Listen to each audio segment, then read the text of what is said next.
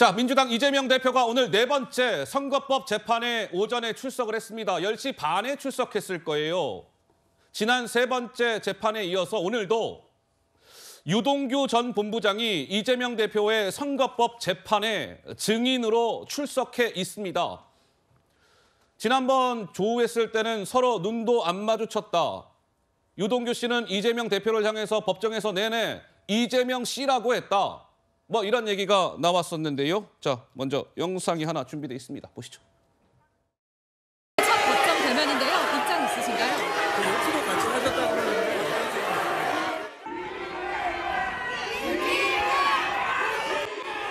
유동규 씨가 대표님 향해서 거짓말 좀 안 했으면 좋겠다고 했는데 혹시 반박 입장 있을까요?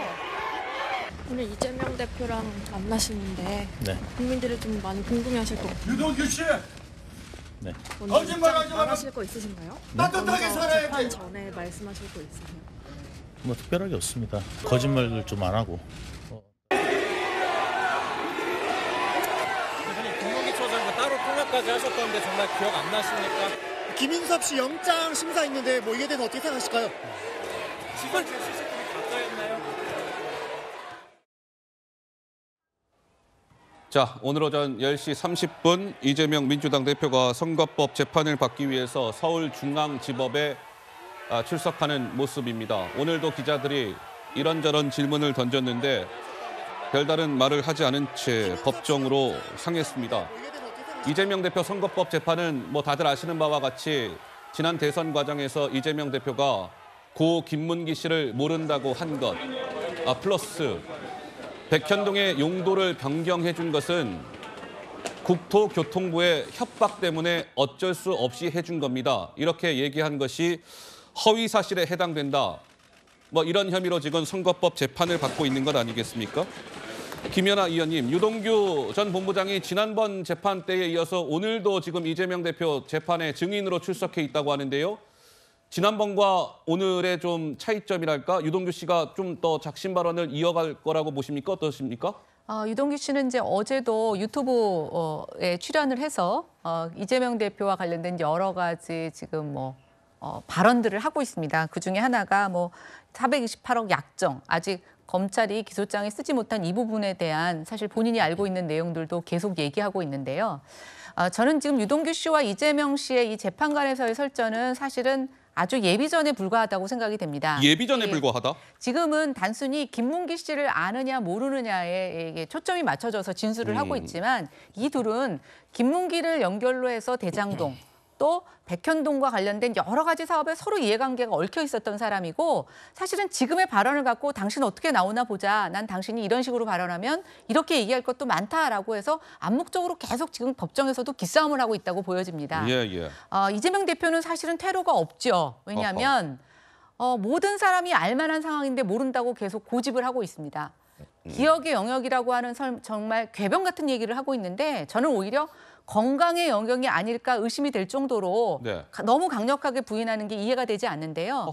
지금 이재명 대표가 어떻게 잊지 마서 사실은 그때 내가 순간적으로 기억이 안 났다라고 얘기를 하겠습니까? 아니면 알았는데 불가피하게 그렇게밖에 말할 수 없었다라고 얘기할 수 있겠습니까? 저는 이제 한 발도 양보할 수가 없습니다. 그런데 그럼에도 불구하고 지금 계속 김문기 씨와 알았을 가능성, 김문기 씨와 여러 가지 일을 같이 해서 모를 수 없는 사건에 대한 그런 증거들이 나왔을 때 어떤 변명으로 일관해서 결국 재판부한테 그 범죄의 중재성, 그러니까 용서를 구하지 않고 그런 마음의 뉘우침이 없는 것들을 얼마나 드러내느냐가 결국 마지막 저는 재판부에서 이재명 대표가 할 수 있는 유일한 행위가 아닐까라는 생각을 해봅니다.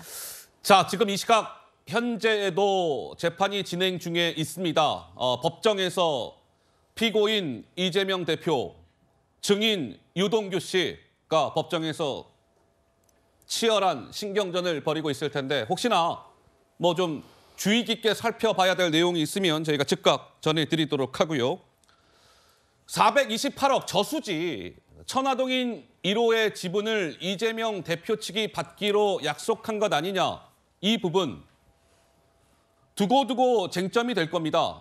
이번 검찰이 이재명 대표를 기소하면서 이 부분을 빼기는 했으나 추가 보강 수사를 통해서 검찰이 이 부분에 대해서도 이재명 대표를 향해서 기소할 수 있다 이런 관측이 나오고 있는 가운데 저희가 영상 하나를 준비했습니다. 잠깐 보시죠.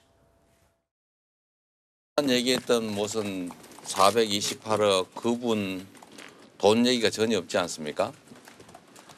지금까지 얼마나 무리한 언론 플레이를 통해서 이렇게 저를 음해하고 거기서 무슨 부정한 이익을 취한 것처럼 공격을 했는지를 아실 수 있을 겁니다.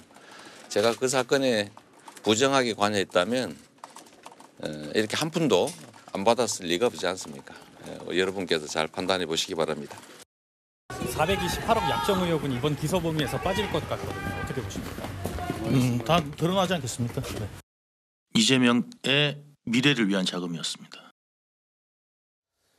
자, 유동규 씨가 오늘 이제 이재명 대표 선거법 재판에 지금 증인으로 출석해 있는데 하루를 앞두고 어제 MBN이라는 방송에 유동규 씨가 출연을 해서 이렇게 얘기를 했습니다. 김만배에게 이거 이재명 거냐 물으니까 우리 삼형제가 3분의 1씩 가질 거야 라고 말했습니다. 여기서 삼형제는 김용, 정진상, 유동규를 말합니다. 나중에 이재명 대선 과정에서 쓸 거다라고 말했습니다. 428억은요. 대선 자금으로 만들어 놓은 것입니다. 이재명의 대선 자금이라니까요. 428억. 많이 회자가 됐었던 저수지라는 표현도 어제 유동규 씨가 또 썼습니다. 김유정 의원님 보시기에는 유동규 씨의 어제 인터뷰랄까요? 이 부분 좀 어떻게 평가하시는지요?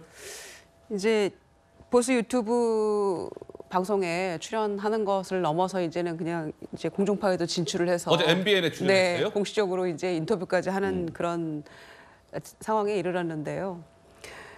이렇게 명확하게 유동규 씨가 장담할 수 있다면 왜 검찰은 공소장에 적시하지 못했을까요?